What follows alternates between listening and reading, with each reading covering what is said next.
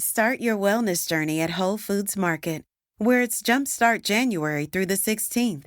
Stock up on supplements with some of the year's biggest savings. Plus, save on air-chilled organic boneless skinless chicken breasts, organic Honeycrisp apples, organic large Hass avocados, and more. And since Whole Foods Market is the only certified organic national grocer, it's easy to make them your wellness destination. Jumpstart your January now at Whole Foods Market.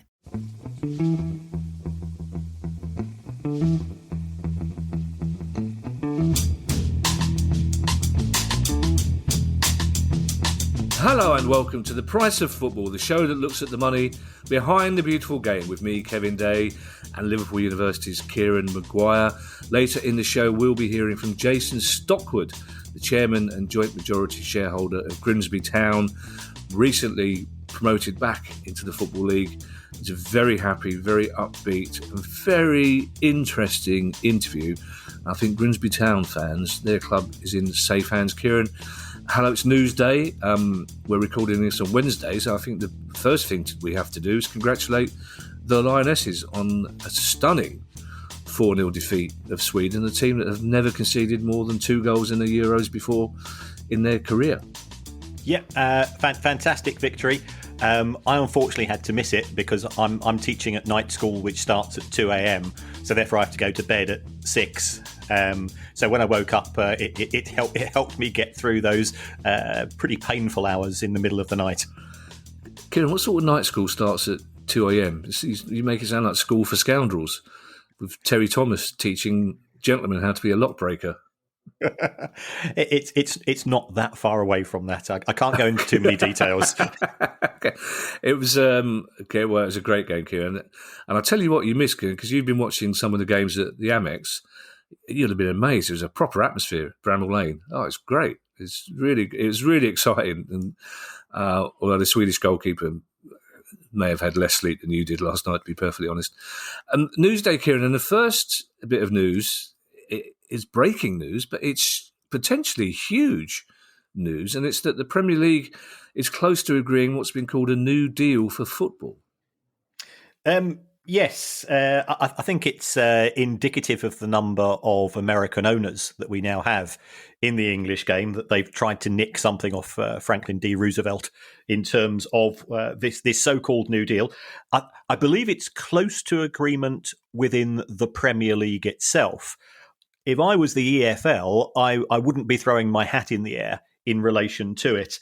The main issues, first of all, parachute payments, which are, as we know, a very emotional topic. They are going to be reduced. We don't know by how much. We don't know for how long. Does that mean that there's additional money going to the other clubs in the EFL? We'll have to wait and see. Secondly, the Premier League says that it's going to allocate money to EFL clubs on a sliding scale. And I'm not quite sure why that's a significant benefit, because part of the problem that we have within the Premier League itself, which nobody seems to talk about, is that it's very predictable in the sense that we know who the top 6 are going to be every year. And there's no jeopardy in that, and that's getting a bit tedious. And surely, if we're going to repeat that as far as the EFL is concerned, could we end up with effectively some form of Premier League 2, where the same clubs who are getting into the top 6 get more money, and therefore they are the clubs which get entrenched in terms of promotion, playoffs, and so on. So that one doesn't make a lot of sense to me. The Premier League has said we're worried about any additional money we give to the EFL going straight on wages. And to be fair, whenever the Premier League has given more money in the form of additional TV monies coming through in better deals, it's gone straight through into wages. So will the money therefore have to go for infrastructure grants, which is something the Premier League claims it wants to do. But why would the owners of Liverpool or Manchester United or Arsenal be that much bothered because Barnsley or Sunderland are going to get a new training facilities? I'm just not quite sure of the rationale. So sometimes these things are done because they sound good rather than they've actually been thought through. I think that the biggest issue is the Premier League never gives anything for nothing. And certainly when they agreed the original commitment to solidarity payments, they did that on the proviso that the Elite Player Performance Plan, which allows the Premier League to snaffle all of the best academy talent in the country for themselves, with pretty minimal compensation being paid. That was the price EFL clubs paid at that particular stage. It does seem that the EFL might have to take on board loan players from Premier League clubs, under 23 players.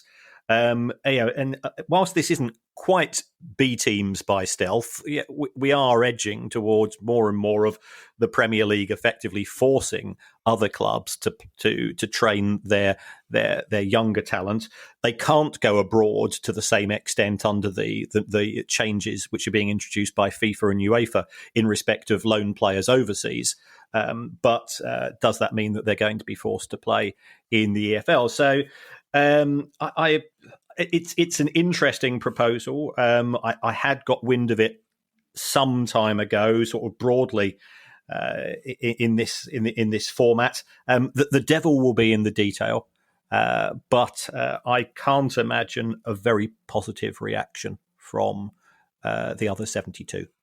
Well, it was only a broad outline that's sort of been published this morning. So I think it's only right, Kieran, that we give you a few days to absorb that detail. And then I'm sure that we'll be talking about it at some length, because it's quite a substantial proposal. And as you say, the EFL probably aren't going to react to it as positively as the Premier League imagine.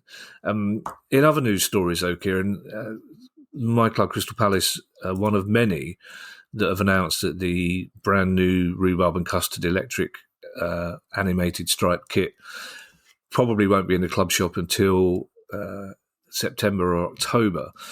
And we seem to be one of many, many clubs, Kieran, where supply chain issues mean kit sales are being delayed.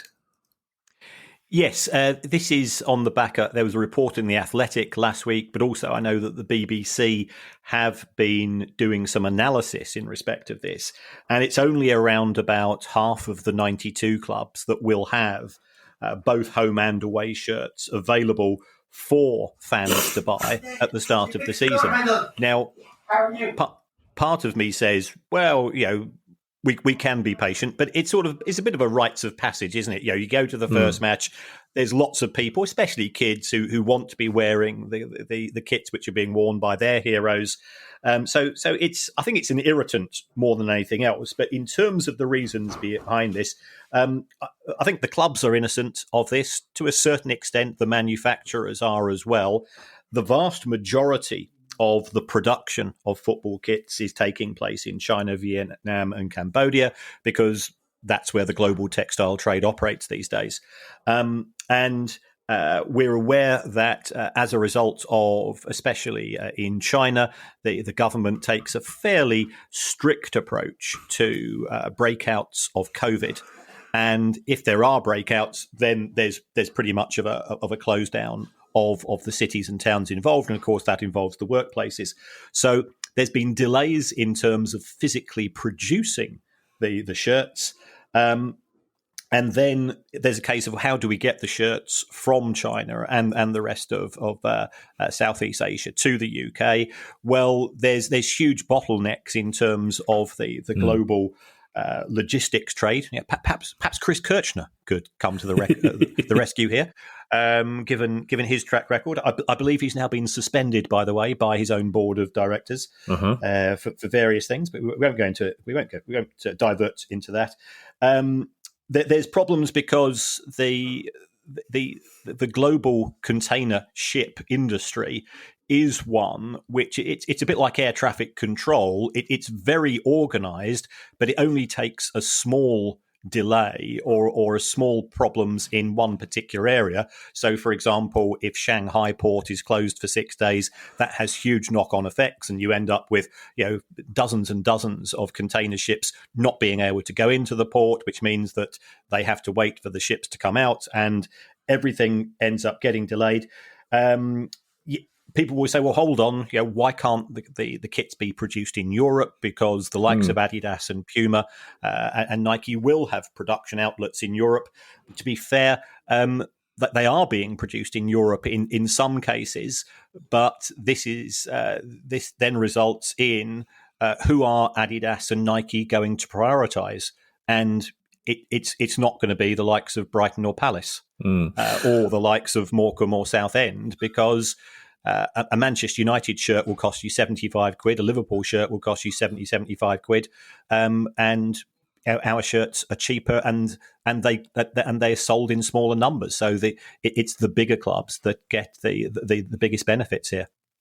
This is an exciting day for Morecambe fans, Kieran, because that's the first of two mentions they're going to get later on. It is an irritant, as you say. It's not as much of an irritant as finding out that the extra large shirt seems to be getting smaller every season for some reason. I don't know why that is. The supply chain thing is really interesting. A friend of mine is one of the country's leading suppliers of goalkeeping gloves, and he's having exactly the same problems. He's got a huge shipment stuck somewhere in the world, and he's not entirely sure where. But there's only so long he can wait for it to arrive before he obviously gets into cash flow difficulties. But I'm presuming, though, Kieran, for Premier League clubs, the fact that they can't sell shirts until October, for example, isn't going to have any sort of impact really on match day income, is it, or weekly income? No, the larger clubs are protected, and the reason for that is that if you take a look at Manchester United's contract with Adidas, for example, Manchester United are guaranteed a flat £75 million a year, plus a commission on every shirt sold. And that commission's only about 7%. So Adidas will have paid the instalments which have been due to date for the 22-23 season. So Manchester United's cash flow will not be impacted. What's of greater concern is for those clubs further down the pyramid who haven't had ticket sales during at least half of May, June and July. And the kit launch does provide a financial fillip for them. At a time when money is tight, but there's been no indication that there's any extra stresses and strains. There's no signs of any clubs going into administration or anything on the back of this. But it's certainly making what's a fairly precarious position for the lower league clubs just a bit more of a pain in the backside to have to deal with. The new Chelsea owners, Kieran, are raising £800 million of debt to reshape the club. Is that one of the reasons that Thomas Tuchel has been quite grumpy publicly about not getting players that he thought he was going to get? Although he's got Raheem Sterling, which is not bad, really, is it? Exactly. I don't think the two are necessarily connected. One of the reasons why Chelsea have not necessarily been able to sign the players that they're looking forward to was that negotiations are normally taking place months in advance of a signing occurring. And what Chelsea were unable to do during March, April and May was to be able to make offers to players. And therefore they flipped it. They slipped down the pecking order. There's also, Rafinha went to Barcelona instead of Chelsea, and I think they were fairly confident of signing him. Yeah. I think there's been one or two other players where they thought that they were in with a good chance. And this might be indicative of Chelsea perhaps being a little bit more modest in terms of what they're prepared to pay players than they were under Abramovich, where it was very much an environment of money didn't matter. So the nature of this borrowing is that there's a £500 million loan. Now, from what I've read to date, although there'll be quite a lot of interest on this loan, it's not being borne by the club. Somehow the tab's being picked up by the owners. And that strikes me as very strange and very inconsistent with sort of the approach that we've seen from some of the other American owners of English football teams, especially Manchester United, who have racked up £850 million worth of interest since that takeover. In addition to the £500 million loan, there's a £300 million overdraft facility. So it's a bit like a normal overdraft. It's a facility. It's not a target. It's a bit like a normal overdraft, only 300 million times bigger. Yes. Chelsea did sort of use Abramovich a bit like the bank of mum and dad, in the sense that when they were short of cash to pay individual months of wage bills, they borrow from him, and then when the next tranche of money came in from either UEFA or a transfer fee or the Premier League, they'd pay it back. So in the last set of accounts, they borrowed 150 million from him over the course of 2021, but they managed to repay 130. I think what they're going to have to do here is to use this overdraft facility in a similar way to the club used Abramovich, and there's nothing wrong with that. Manchester United have got an overdraft facility of a similar nature. Kieran, there's one thing we've learned doing this pod. It's that I'm not afraid of asking the obvious question. But surely when your club has just been taken over by billionaires, why are they having to take out loans from elsewhere? Yes, this has caused eyebrows to be raised. It could be that effectively when the club was acquired, it was acquired with nothing in the bank account and no debts either. So if this is needed for working capital, in the sense that they do want to invest in the transfer market, that could be the justification. There has been talk, in addition, of the club upgrading some of the facilities, and so therefore it might be going into infrastructure projects. People are trying to link this to the 1.75 billion pound commitment that the new owners have given over the course of the next 10 years. And it could be that they're getting the loans in early in a position to be able to go and spend the money later. And speaking of loans, Kieran, and debt, which we seem to do quite a lot on this pod recently, Burnley and Watford have both had to make use of what you probably could call posh payday loans over the summer. Yes. And this on the face of it does seem a little bit strange.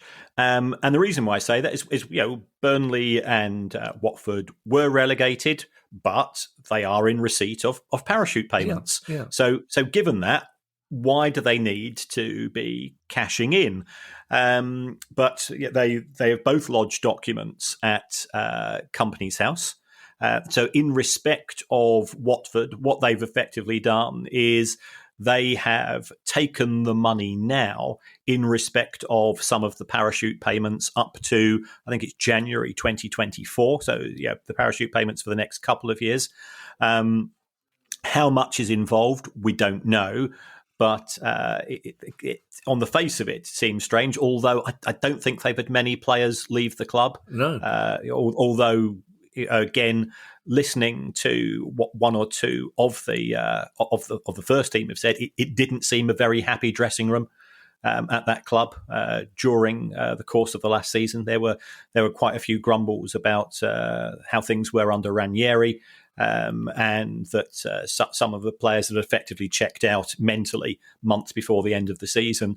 But trying to get players off the books when they're on decent wages is always a challenge. So that's the position in respect of Watford. So they've taken money from Macquarie Bank. They normally charging in the region of 7 to 10% on that. So sizable amounts, especially if you are in the Championship. In the case of Burnley, and I know I've historically said that I felt that Burnley were the best run club financially in the Premier League under the old owners. What we are seeing from the new owners is Burnley had £80 million in the bank when they acquired the club. Some of that was used to pay off the old owners. All of a sudden, there was a £65 million loan being taken out. That loan had a clause in that it had to be partially repaid upon relegation. I think that was £15 million. They sold Chris Wood in Newcastle for 25 million. That was a good price for a striker who's he's a solid Not very striker. good. Chris Wood, as we know. But that was in 2 instalments, and they cashed in on the second instalment fairly quickly. And what we're now seeing is that they sold Nick Pope again to Newcastle. Newcastle are paying in instalments. Now, people are saying, well, Newcastle don't have to pay in instalments. Yeah, they don't have to, but that's how the industry operates. Why should Newcastle give Burnley cash which no other club would do? So there were 3 instalments worth about £7 million in respect of the next 3 years. That sale went through in June 2022, and within 30 days, Burnley Football Club had effectively taken those 3 IOUs from Newcastle and effectively traded them like a payday loan. Here I've got 3 promises of money. How much will you give us for them? So this does indicate that cash is needed at Burnley. They've sold quite a few players. They sold Pope, they sold Collins. So why is the cash needed so urgently? Is open to question. The other club that were relegated, Kieran, was Norwich. Would this indicate then that because Norwich haven't had to do this, that as they've said all along, theirs is a more sustainable financial model perhaps than other clubs, that when they do get relegated, they're able to cushion the blow better than perhaps Burnley and Watford have done? I think Norwich are run superbly. We've had people from Norwich on the show. They run a very tight ship. They prepare 2 budgets at the start of the season, one for if they stay up and one if they don't. And I think, reading between the lines, they were probably working off budget number 2 from about November. Because they didn't have a particularly good season. They were never really out of the bottom 3. So I think Norwich are actually budgeting for relegation to a certain extent, and that's why they've not had to go down this route. They're always very conscious of the fact that they don't have owners with independent wealth, so therefore they try to keep within the parameters of the cash that's available to them. And just briefly on Burnley, because I'm sure some of their fans will be thinking it's we're offloading players off the wage bill, so on. We're getting money in because we have to. But Vincent Kompany can't have come cheap. I mean, he's an exciting appointment as manager, but I'm guessing an expensive one. One would think so, he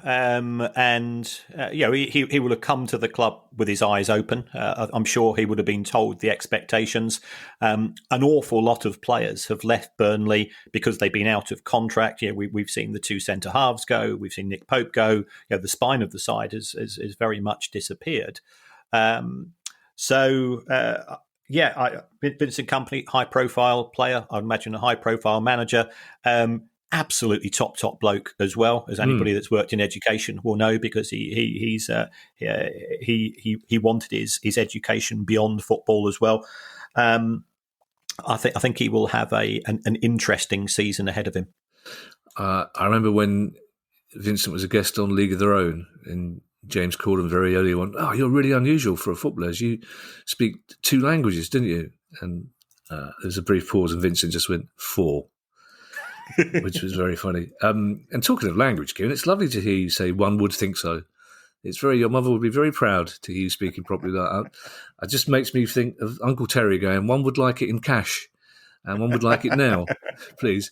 Rafinha going to Barcelona, you mentioned, is just one of many high-profile transfers. And in the past couple of weeks, we've had a lot of people saying to us, "Where the bibbly cheese is Barcelona getting the money from to buy all these players?" Because we've spoke quite often in the past 6 months about their issues with FFP and their issues with shortage of cash, and they're offering all sorts of media stuff up for sale. But as usual, nothing seems to deter them from spending money on as many players as they can possibly gather. Yes, I mean, Barcelona has turned it into a bit of a financial clown car. It's the only way I can describe it. The club's got 1.2 billion euros worth of debts. Now, I think the only club that's probably got more debt than Barcelona is Spurs. But Spurs has got a brand new shiny stadium on the back of it, and Spurs are only paying interest on the debt until around about 2039. So from a cash flow point of view, the way that Spurs have organised their finances has been very, very smart. When it comes to Barcelona, the word smart is not one that I would choose to use. They sold Neymar a few years ago, and what did they do? They signed Dembele, they signed Griezmann, they signed Coutinho, all on 9-figure signings, and I think it's fair to say that none of them have been particularly a success. So that meant that they had a lot of financial commitments. In 2021, they certainly were hit very badly by COVID, and they lost over £500 million. We start talking about thousands and then tens of thousands. 550 billion euro was lost in 2021. Now, some of that was for technical reasons. They're paying 800,000 a week in interest on their loans. That's a good few salaries. So the numbers involved are crazy, and yet they signed Rafinha, they signed Lewandowski, they've got Christensen coming to them, and whilst these players have been signed, they've not yet been registered, i.e. they are unable to play for the club, and this is where the things start to get a bit crazy. Under the La Liga cost controls, the amount of money you can spend on wages is determined by the amount that you're committed to pay back in terms of loans and transfer fees over the course of the next 12 months. So Barcelona have done quite a few things. First of all, they did have some loans which were due to be repaid in the next 12 months. So what they've done, and you're like this, they put them on the back burner. They've rescheduled them. So that is one way of pushing. It's kicking the can down the road. Then, and I mentioned payday loans in respect of Watford and Norwich. Barcelona have done the same, but they've done it quite spectacularly. They've committed to giving 25% of their broadcast rights, not for the period of the parachute payment. So Watford have got to 18 months worth of cash, which is being allocated. Barcelona have committed to 25 years worth of broadcast money. They're giving a quarter of their broadcast money to an American institution called Sixth Street. We've seen one of the deals apparently where Barcelona, it looks as if they're going to get 207 million euros from the first 10% of the deals that have been sold, but it means that they're going to lose 414. So for every €1 they get, they're effectively losing 2, which is, I know it's over 25 years, but even so, that's a lot. That's a big cash commitment. They've done the same, or they're proposing to do the same, and they don't use. They're sophisticated in Barcelona. They don't use phrase like payday loans like I do. They call them economic levers. Nice. Yeah. Nice. Yeah. Yes. Brings us right back to Uncle Terry. He had several economic levers, didn't he? He wasn't afraid to use them.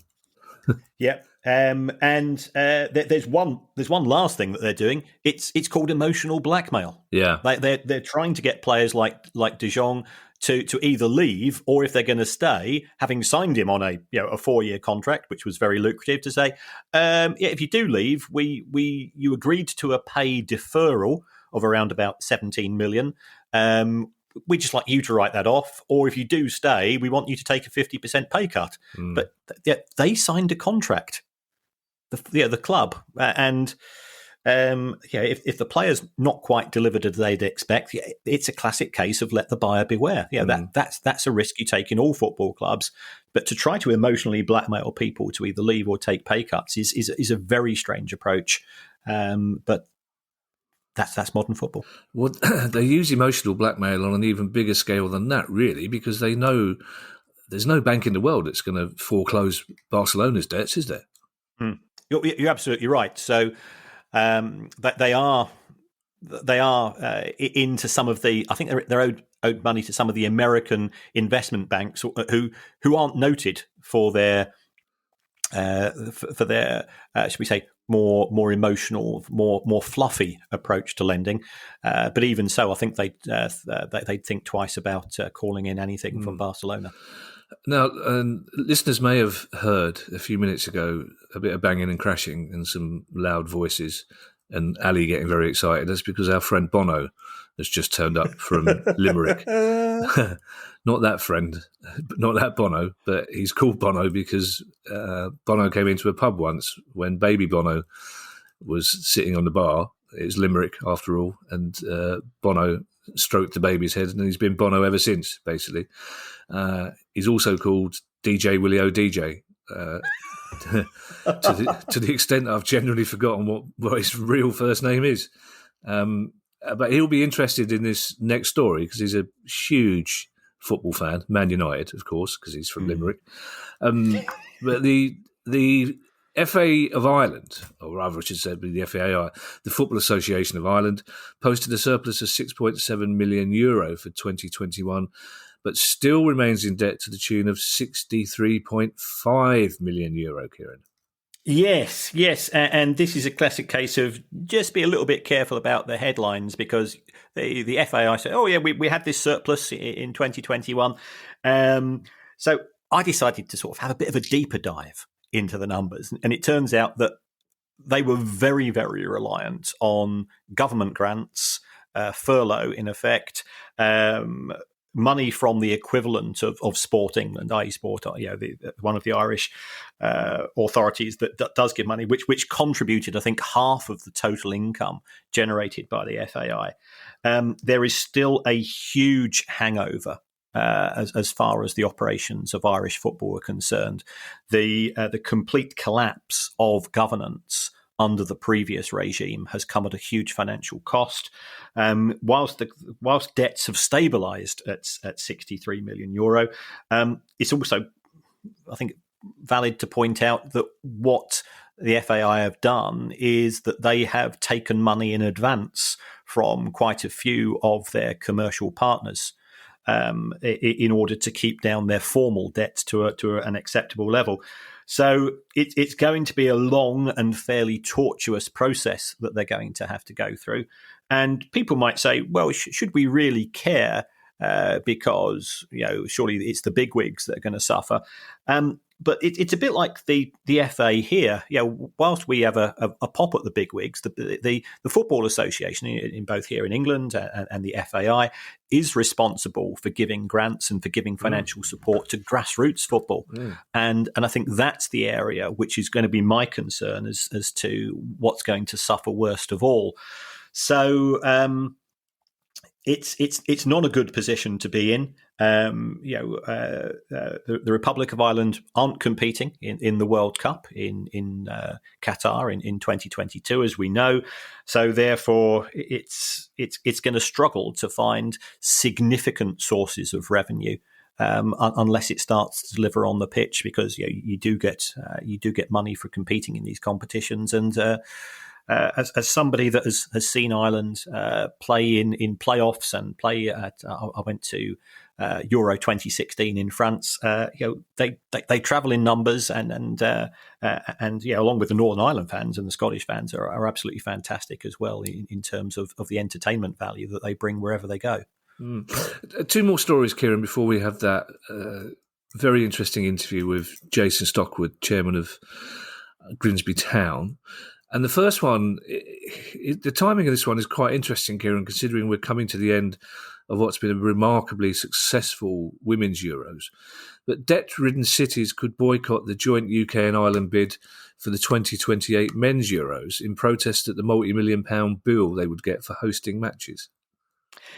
Yes, this was a story from Ben Rumsby in the Telegraph, and it is an intriguing one.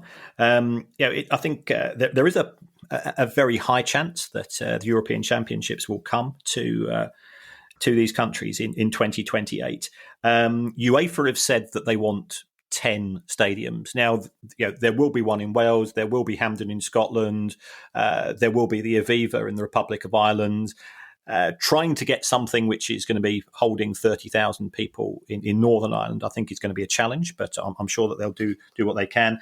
But what I think the FA is keen to be the case is that there is regionalisation of matches Of course. in England as well. So, so that the benefits are genuinely spread. But what local authorities are finding is that UEFA and the FA are saying, we're bringing this shiny competition to you. We want you to pay for the privilege, and and local government are saying, well, hold on, we're skint as it is. We're unable to go and provide social care. We can't get the bins cleaned. We can't do this, that, and the other. We're closing down libraries, and now you are turning around to us and say, well, it's going to cost you money if you want to be a host city. And are there benefits? Yeah, there are benefits of being a host city. But I've got to be honest. If anybody's ever read these economic reports, which are prepared prior to a big event taking place, and for example, the London 2012 Olympics, the revenues tend to be overstated and the costs tend to be understated from a financial point of view.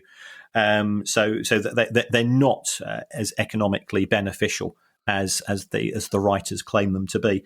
So it'll be interesting to see if we'll actually have individual towns and cities dropping out of the bidding process. I believe that the deadline is the 12th of August, so we will wait to see who are the preferred clubs, preferred hosts.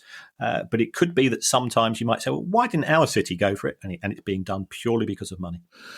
Well, there's the problem for these cities as well. Say Leeds, for example, pulled out, of a bid to be one of the cities that take part. There'll be many thousands of football fans in Leeds who will be cross about that decision, even if they explain the financial reasons for it. And regardless of the economics of the 2012 Olympics, as a Londoner, that was one of the happiest 3 weeks of my life. Can genuinely say I felt 6 inches taller while the Olympics were in my city, and you tend not to worry about the finances of it either before or afterwards. So it's a difficult decision for these cities to make, because presumably it will bring some kind of economic benefit for a city like Leeds, which I'm using only as an example. Would it not? I mean, because the infrastructure is already there. They wouldn't have to build a new stadium. The roads were already there. So you'd think that most of it would be profit, or is that stupidly optimistic? Yeah, for the hospitality industry, for the transport industry, absolutely. But that benefit is there. It's very, very short term before the circus moves on to the matches taking place, the next day or 48 hours later. If you're going to have to pay for the privilege of hosting the matches, then it could be that the gains that you generate during the competition itself are actually potentially outweighed by the additional costs which are going to be charged by the authorities involved in the competition.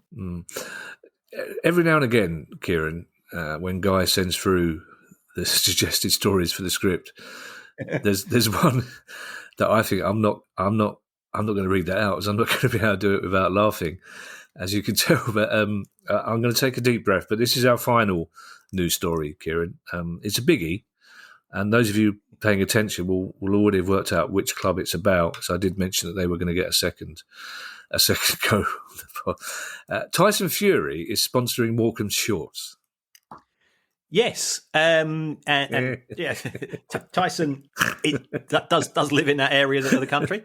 Fair play to him. And he's bringing his Gypsy King brand to both the home and away shorts, I believe, of Morecambe. It will give them a bit more attention. There's no doubt about that.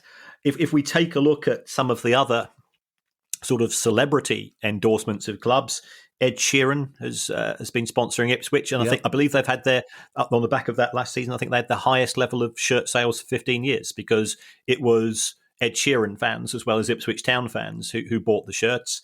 I'm old enough to remember Wet Wet Wet sponsoring Clyde Bank many years ago. I've still got one of those shirts. Have you? Yeah. Oh, very good. Shamefully, yeah. It was given to me as a joke prize in Edinburgh one year, but yeah. Right. Unless you're a Wet Wet Wet fan, in which case it's a cherished possession which I would never dream of getting rid of. Maybe because I can't find anyone to take it off my hands, but there you It's a local individual who has who wants to increase the profile of his local football club. So fair play to Tyson Fury. I believe he's presently the world champion, although he's retired. If you read what he said 2 weeks ago, but he may have spoken about it since and changed his mind. Yeah, I think he wants to come back and fight Joshua one more time. You'd rather negotiate with Ed Sheeran than Tyson Fury, wouldn't you? When it comes to the deal, Tyson Fury's on the other. I think even Uncle Terry would have trouble negotiating with Tyson Fury. Although I have to say, he's one of the nicest people you could ever meet, as huge boxers often are. Now, it's been a very short but very busy summer for Grimsby Town following their remarkable playoff journey into the Football League. So we thought it'd be a good time to catch up with their almost brand new chairman, Jason Stockwood.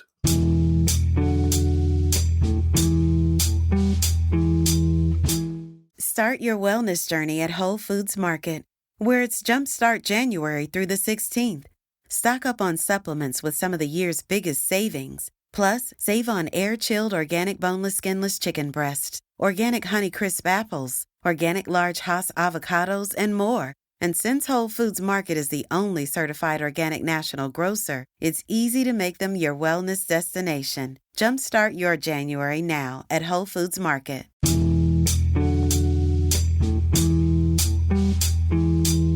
Jason, thank you very much for joining us in what's a remarkably busy summer for you. Before we talk about that, tell us a little bit about yourself and how you got involved with Grimsby Town Football Club and becoming chairman. Yeah, well, look, thanks, Kevin, for having me on. I really appreciate it. I'm a big fan of the podcast, so that's it's great to be here. I'm from Grimsby originally. I'm a council estate kid, single parent family, free school meals, free housing, and free university, and sort of went off my merry way through the world. Eventually became a tech entrepreneur actually in the 90s by a just chance being in the right place at the right time when the internet was being invented or came to popular parlance. So I had a career, as an entrepreneur and as an investor. But actually the one constant in my life, wherever I've gone in the world, wherever I've worked, the business I've built, has been my love for my hometown football club, Grimsby Town. So a few years ago, I thought about making an investment in the club, but I didn't fancy doing it on my own. I didn't fancy the current landscape of football. But actually, when the opportunity came along to go in with now a really good friend of mine, an investor and a fellow Grimbearian called Andrew Pettit, we decided to have a run at it. And also the club at the time, as a fan, we thought needed a bit of help. So it came together, perfect timing, perfect partner in Andrew, and felt like the perfect timing in terms of what we think the role of a football club can be in society as well. That's interesting, because I want to come back to you about the role of Grimsby Town in the life of Grimsby, the town. But you've also got a degree in philosophy, Jason, as well. And it strikes me that your backstory is probably a little bit different to most club owners. Would that be right? I guess that's for the people to comment on, Kevin. Really. I mean, my life is a series of happy, circumstances and chances, the things that have come up for me as I've just followed my passion. So left school without very many qualifications, went travelling for a bit, lived abroad for a bit, and then found that I loved literature and philosophy. So I ended up getting a degree. At the last time you could get a mature student grant, so probably aging myself there. But that was a real privilege, and did it really because I was interested in arming myself with the intellectual tools to be able to ask the questions that I wanted to ask about the world, about the universe, about life and morality. And there was no obviously vocational aim.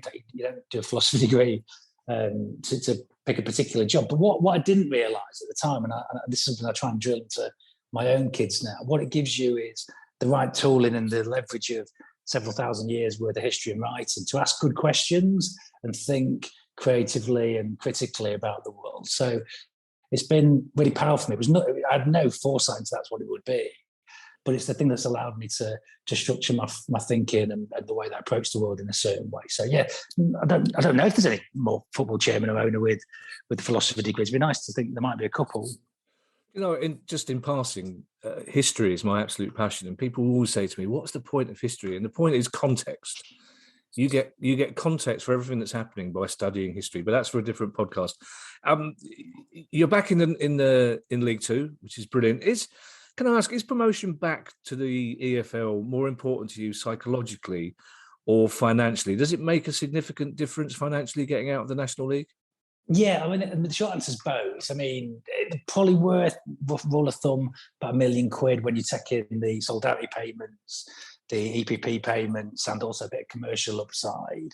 I mean, we won't make more money as a football club because obviously that goes into better players, better infrastructure, better facilities. But it means we won't have to be writing, hopefully not as big a check out of my kids' inheritance to keep the club afloat. But so that's the one thing. And then psychologically, it's just the EFL is where you want to be, right? It's a step up in every way, whether that's from, as you get into certainly Division 1 and upwards, the improvement in the quality of football is significant. I think League 2 actually is probably competitive with the top end of the National League, and we can talk a little bit about that, how hard it was to get out, I think, with the range of spend and capability in the National League.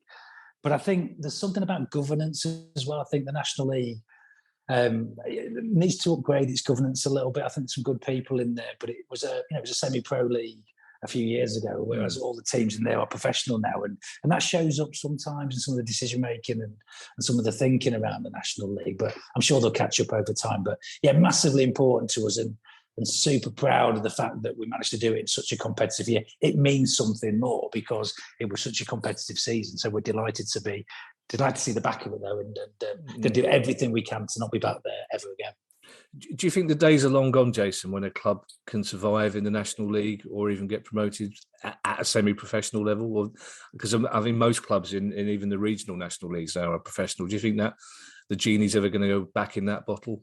No, I think that those days are gone, unfortunately. From a sort of the romantic in me would love to think that someone with a part-time playing staff could do that. And the reality is twofold. One, there's such a level of professionalism, competitiveness at the top end when you look at Wrexham, the Solihull's of this world, Notts County, Chesterfield. And then the other side of it is that, the scouting networks are so great now as well. If you have, a good run and a set play, Halifax are a good example, a really good club, well run, but on a snip of a budget of a Wrexham. They had a great season last year, but if you look at their squad, it's been decimated. We're pleased in some ways that we picked up a couple of their players to take into League Two with us, but it shows the sort of the nature. If you have a good season, you have an anomaly, then other league clubs are going to be looking at your players and the value that can create as you go up. So I think it's that sort of fairy tale is going to be difficult to imagine. But you'd hope it would, but I think it's increasingly unlikely. And being back in the EFL will help protect your younger players as well, won't it? Well, that's one of the strange things that I didn't fully understand before we came to the football club. Actually, when you drop out of the league, the academy status is retained from the EFL for a couple of years, which means that all the legal protections of players that you're investing in to bring through and develop as well. And I should say we've got an amazing academy structure under a guy called Neil Woods, who does a brilliant job in creating, but firstly, great young individuals and young people, but actually, secondly, great footballers. And so, after a couple of years, when you lose that status, there's no legal construct to protect that investment. And so league clubs can come in and just poach your players. So that's something, again, the National League have to do better at. Because if you're going to commit to the long-term strategy of the academy, which we had done anyway, we were going to try and have to find a way to protect that investment and protect our players. But that goes away once you're back in the EFL and you have those legal protections again, which is massively important, but not often talked about. You got out of the National League the hard way with some of the best televised football games I've seen in the playoffs, which is easy for me to say because I was sitting at home watching it with a glass of wine. It must have been a nightmare for you. But does getting promoted that little bit later mean that the summer turns into a real kick bollock scramble? Not familiar with that turn of phrase, but yeah, I was pretty relaxed through the playoffs. I really enjoyed them as a spectator, and I thought we won sort of figuratively already in the season by the improvements we'd made, the collectiveness in our fan base again, and the spirit of optimism that was being created. So I genuinely was pretty relaxed until the sort of last 7 or 8 minutes at the London Stadium, when I was doing all kinds of mental arithmetic to try and keep my mind off the then possibility of being back up. But no, it's huge for us as a club, and I think the closed season has been wonderfully chaotic as a result of that. It's A, we've got a lack of experience of going to a close season like this, and B, because of the nature of finishing the season so late and the season starting so early because of the World Cup, I think it's the shortest pre-season any club will ever have. We've had basically 4 weeks. So, but I must say, our manager, Paul Hurst, and his team around him have done a phenomenal job.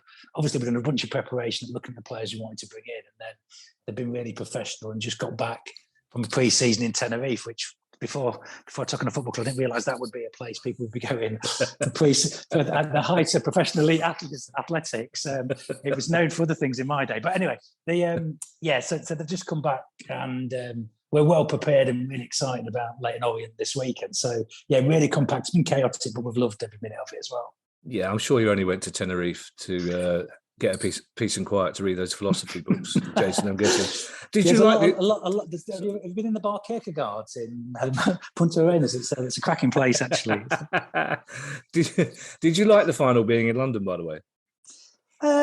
Not so much, to be honest. I mean, if it's at Wembley, you could understand it being in London. Everyone would want to be, as a fan, as a player, would want to be at Wembley. But the London Stadium, with all due respect to the West Ham fans, it doesn't appear really high on anyone's list of favourite stadiums in the UK, I'd suggest. So, when you look at the sort of attendances you're going to get for a National League final, top end, if you get 40, 50,000, that would be outstanding. But you're really hovering around 20.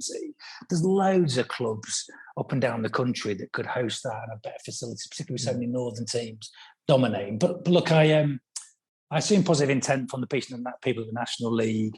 They would have had to have planned this nearly a year out. But it's another area of potential improvement, I would suggest. And thinking about, if you're not going to get Wembley, if Wembley's one thing, then that's fine. But if you're not going to get that, looking somewhere else. But I've said this before, we'd have played in Timbuktu if it meant us getting out of the league. So it's sort of academic. But I think there's better options if the London Stadium is where they're thinking of it for next year. It strikes me as well, Jason, that you got out that league at the right time. Sky are always banging on about the Championship and how everyone has to get out of the Championship. It's the most difficult league to get out of. It occurs to me the Vanarama, the National League, is the hardest league to get out of. It's very difficult. There's only one automatic place for a start. And now you've got teams like Oldham and Scunthorpe coming down. It's going to be a very competitive league next season, isn't it? Yeah, look, I agree. I don't know about Oldham and Scunny putting on much of a fight. We'll see about that. But as a Grimsby fan, I've got to be careful. But I do think at the top end of that league, when we watched a lot of League Two footballers who were going to come into the club, there isn't a lot of difference at the top end. And I'd actually have to suggest clubs like Stockport and Wrexham, as I've said, Solihull, go under the radar. They are a really top outfit with well-run, well-organised, some great players in there. Notts County, Chester, all big clubs of their day.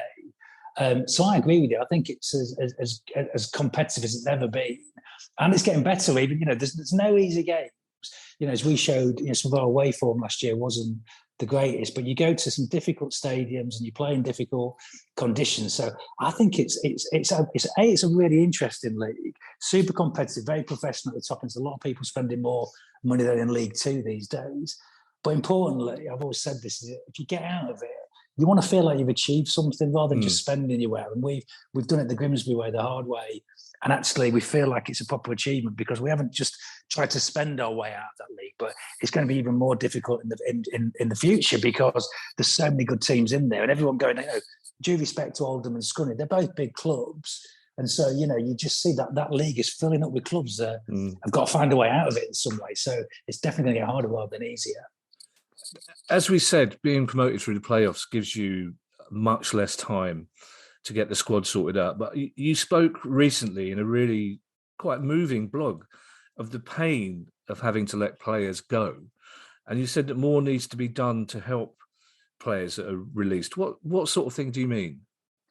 Well, I mean, it was just because we're new to the game. It's really interesting that what struck me as odd and an opportunity for improvement is the idea that for players to reach the elite standard that they have by being professionals is mathematically so improbable that they have to have sacrificed a lot and gone through a lot to make it into the professional game. And then the way that as contracts come to an end, often contracts, particularly on the lower leagues, are short term, so 6 to 12 months, and then when they end, the players have made a decent living, and they do make a decent living. There's no bones about that, but it's for a finite amount of time.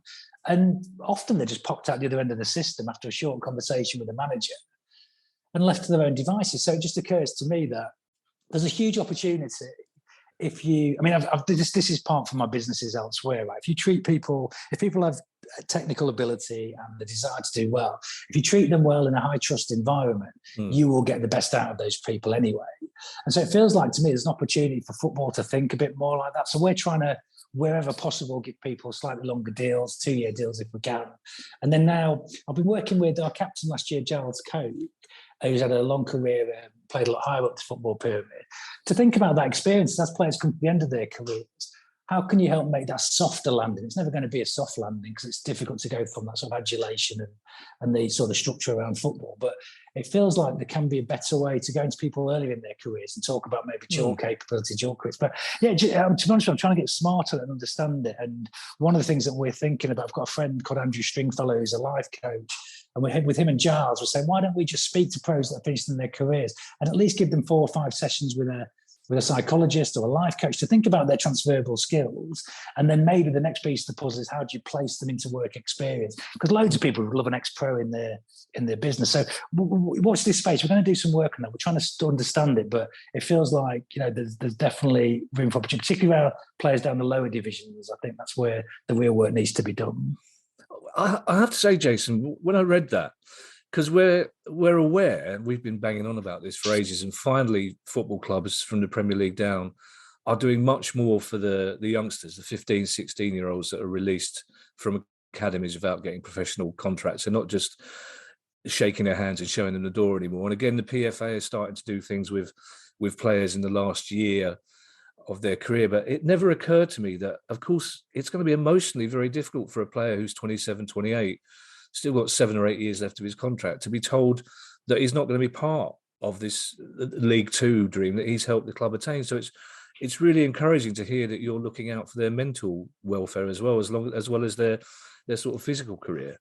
Well, it works on the basis for me. It's really simple, really. It's philosophically, is that if you have people that come to your organisation with a high capability and a natural talent, so that you have to be good to get. But the quid pro quo for that is that if you treat people well and try and give them a stress-free environment where they're trusted and valued, and that involves them, their families, and people around them, then they can perform at their best and optimal as well.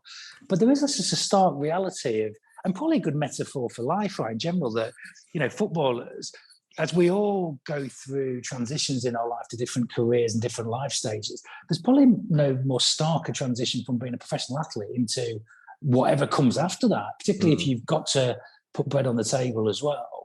So it feels like there's a lot that we could learn collectively about those transitions that everyone has to make at some stage, and whether football into another life at sort of the lower league levels could be helpful for us all to understand that. So there's a bit of a vested interest in that as well. But at the heart of it, you want to make sure that people feel like if they do so much for your organisation, that they're taken care of as well. That's just a fundamental belief that we have anyway.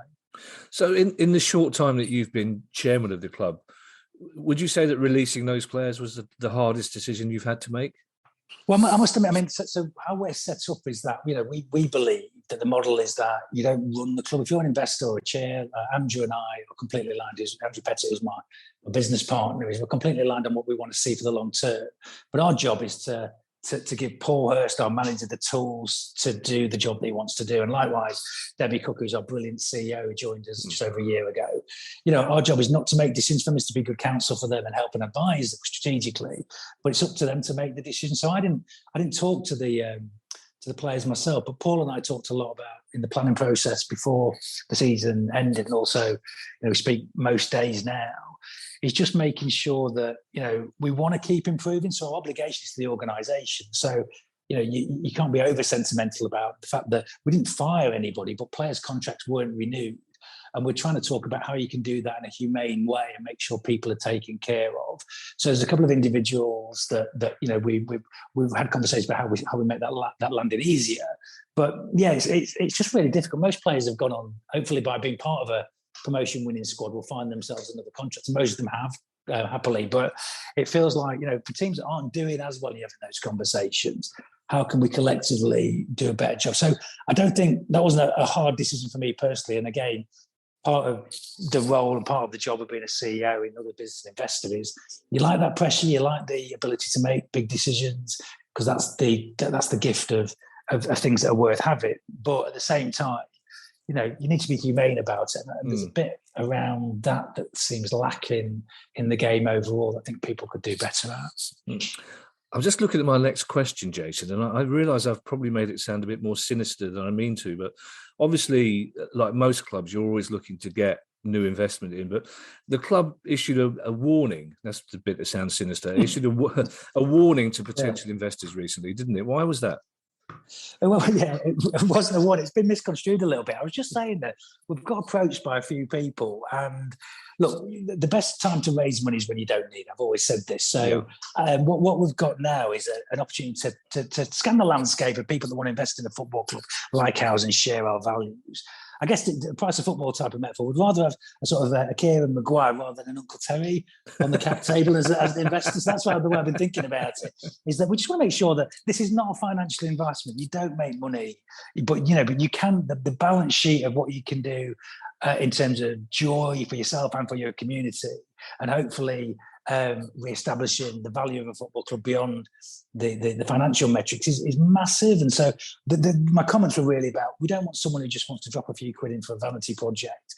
This is something that's absolutely germane to our identities and close to our hearts. So we want to make sure that if someone wants to invest, and we will need investment at some point, they have to buy in entirely to the Grimsby way and what we're trying to achieve for the long term.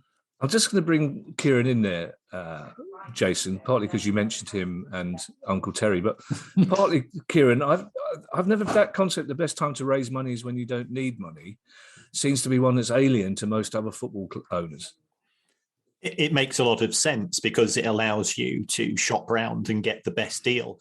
And if you can't get a good deal from a potential lender, then you can be patient.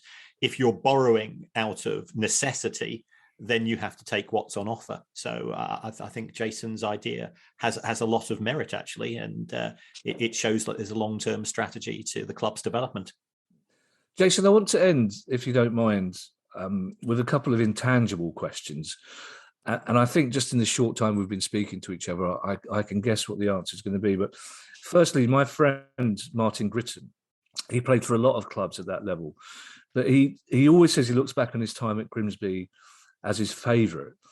And when you ask him why, he said there's just something about the place. Can you define what that is? Wow, well, Martin Green, what a player, by the way. It's great but... to say such lovely things about us. A very personal answer for me is that it's a place that I love. So I've only got an example of one. I've been fortunate to spend a lot of my life travelling and see different places, but there is a determination, a togetherness, and also a sort of a grit and dark sense of humour about the town and the place that just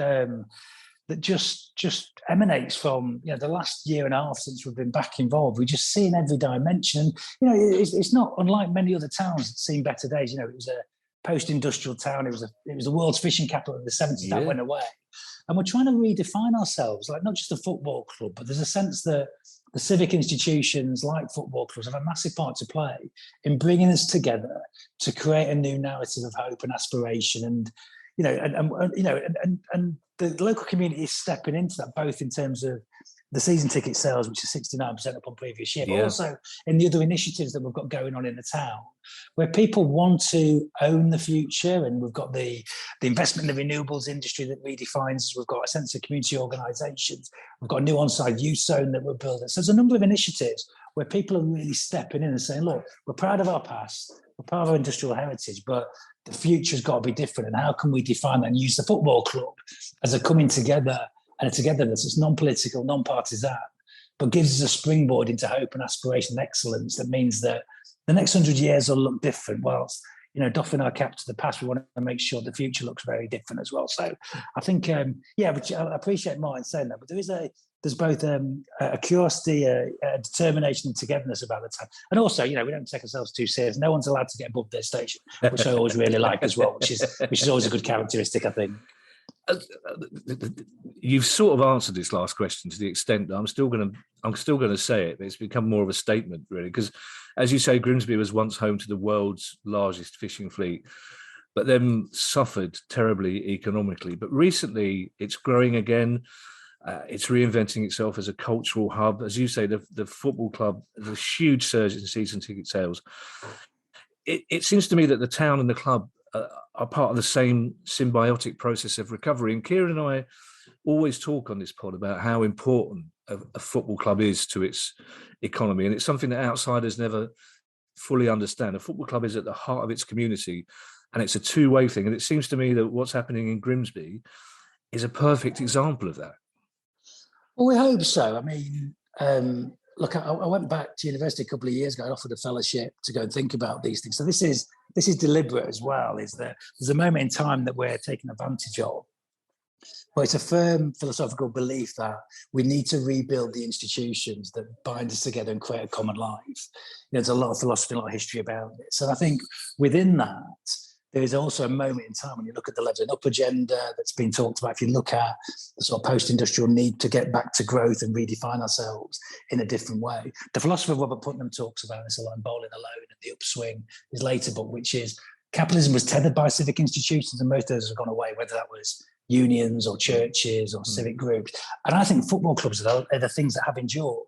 Now, if we can reframe them and revitalise them to make them such a powerful cultural hub and centre of our identity, then the coming together will be a catalyst and a springboard to all kinds of other things. So it's a conscious and deliberate strategy, but it's also opportunistic. We love the club, we love the town, and we love the people. But genuinely, I feel there's a philosophical way that football clubs can be used. And the Fair Game Initiative, which is the coming together of a bunch of clubs, as you know, I know Kieran was an advisor to.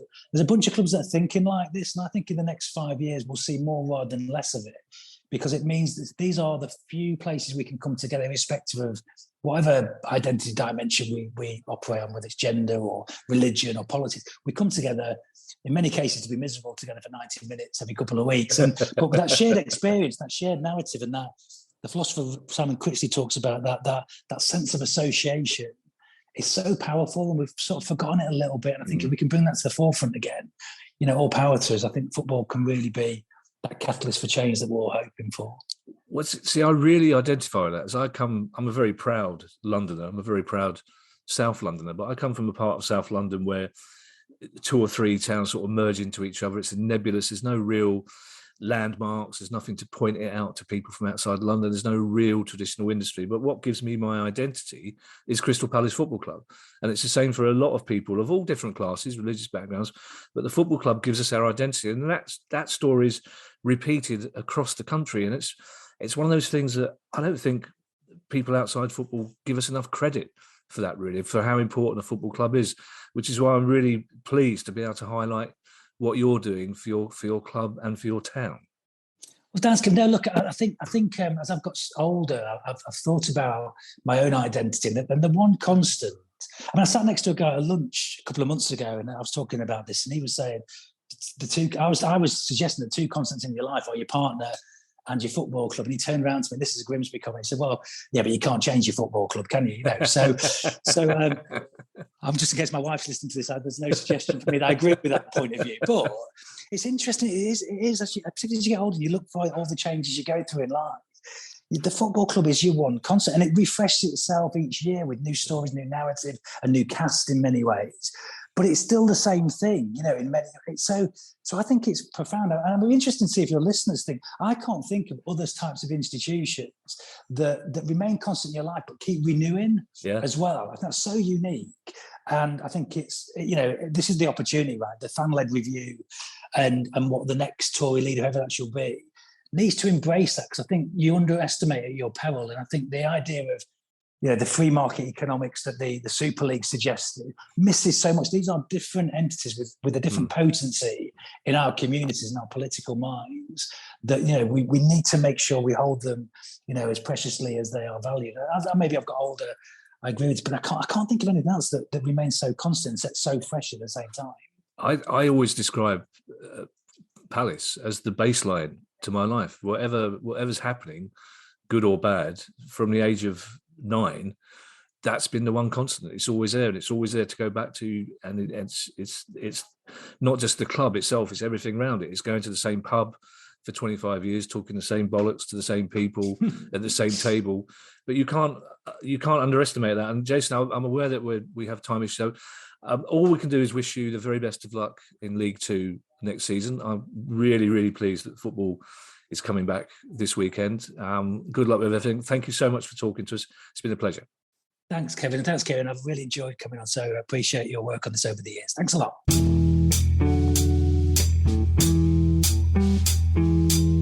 Kieran, I have to say, if I was a Grimsby fan, I'd be delighted listening to that. And as a football fan of a certain, as a legacy fan, should we say, I'm even more delighted because Jason really understands the relationship between a club and the town, doesn't it? And what he had to say as well about the psychological welfare of players at the club release, I thought was fantastic. Yeah, I thought he was inspirational. He has been successful. He's got that emotional tie to the club, and as he said, he's quoted back on me. In fact, he's actually read my book, which is more than I've ever done. In terms of the 4 reasons to buy a club, but to come up with a 5th, and I absolutely agree with what he said. So, very, very, very impressive, and we need more Jason Stockwoods in football. Yes, we do. There's more noise as more people turn up. They're all going to Edinburgh tomorrow, so which is why I'm now in the hallway next to the front door, Kieran, because apparently the props are more important than the pod in this house. Thank you to everyone who's donated to the pod via our Patreon page. If you'd like to make a small monthly contribution to the pod, and remember, if you do so, you can get an ad-free version of the show, then go to patreon.com/priceoffootball. If you have a question you'd like answered on the show, then email us at questions@priceoffootball.com. And within 2.5 years, I promise you we will answer that question straight away. And in the meantime, I shall hand you over to Mr. Kieran Maguire for his customary farewell. Well, thanks as always, folks, for your support via Patreon and other means. And we do take on board your comments. If you want to support a show in a slightly different manner, one way you can do that is to go onto your podcast app and to leave a review. And it doesn't matter what you say, by all accounts. It's the fact that you do leave a review. I believe it's the stars that count when it comes to the algorithms of Spotify and Apple. So you could say whatever you want. You could say you would rather have the show presented by Huggy Bear from Starsky and Hutch and Davina McCall. And I think that'll be a fantastic combination, rather than myself and Kevin. And our egos can cope with it. And it'll be a show that I'm sure would get a lot of attention from the media as well. But other than that, thank you very much, and we'll see you soon. Do you know what? Bizarrely, Kieran, that's the second time I've mentioned Huggy Bear this week. I was talking to Ed. Yeah, I was talking to Ed about how we had to make our own entertainment in the old days, and how Saturday nights were basically a long slog waiting for match of the day. But Starsky and Hutch I loved Starsky and Hutch, and Huggy Bear, I used to make me laugh so much, that character, which was odd when you work out basically that he was a gangster pimp. But they made him quite a lovable gangster pimp, I imagine. So Huggy Bear, Uncle Terry. Davina McCall would be a great host, but I don't know what Huggy Bear's like at getting a word in edgeways, but he'd have to be very good. Bye, everybody. Bye. The price of football.